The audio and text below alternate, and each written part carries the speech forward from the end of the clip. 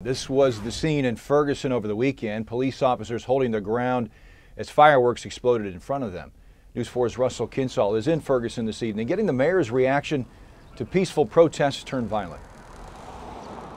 Steve, first of all, I want to show you what's happening here right behind me. The owners of a business are finishing up putting plywood on the windows. They didn't have any damage here last night. They are bracing for the potential for another night of violent protests. Now, earlier today, I spoke with the mayor of Ferguson, Mayor James Knowles, and he said there's a difference between those people who are peacefully protesting, who are getting their point across without damaging anything, and those that are confronting police late into the night that are causing damage. He said those people in that group, they're coming here with a plan, they're coming here equipped, and they're coming here bent on nothing less than the destruction of the Ferguson Police Department. Windows at the Ferguson Police Department have been boarded up since protesters turned violent Saturday night. Mayor Knowles says he believes the group of people who came to the police department Saturday and Sunday night are coming with a plan.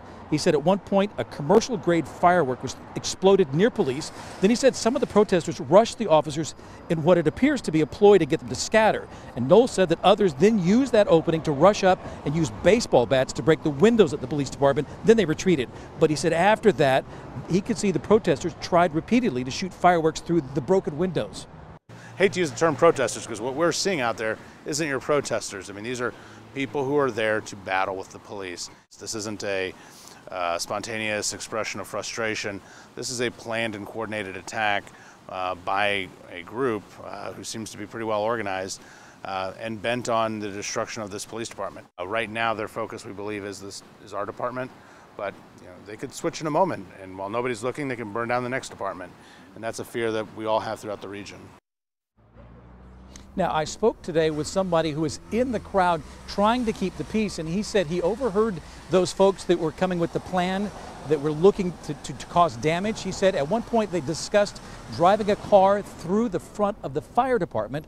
That didn't happen, thankfully, but he said those were some of the ideas that they were throwing around. Now, they are expected to be back there tonight despite a curfew of 8 o'clock. And as surprising as it might seem, we're getting mixed reaction to the damage caused by some of those protesters.